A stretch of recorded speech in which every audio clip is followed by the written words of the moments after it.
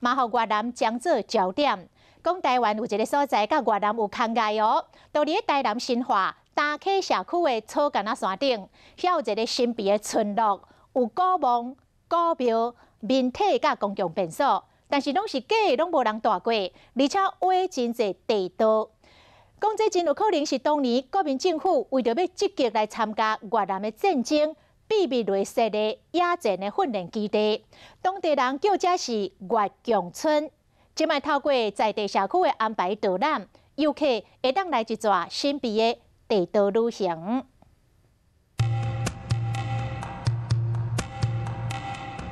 爬起的新化大坑草干仔山社区发展协会总干事林清良开始讲：用便所嘛，事实上拢唔是啊。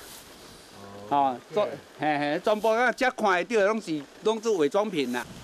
啊，这无咱的射击口，啊，小看会到吼。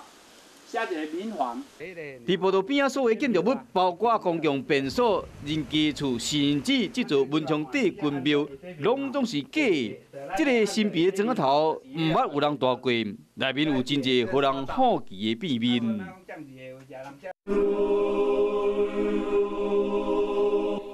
1955年爆发越战，当时已经到台湾的国民政府想要参加越战，找到反攻的机会。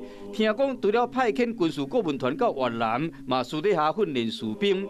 这个伫台南新化草干仔山山顶的假砖仔头，在地人认为这是国民政府的野战训练基地，因为规粒山土地拢是地道，嘛有居民称之为越强村。像这座古墓嘛是假的，将墓牌甲搬开，就看到入口啊。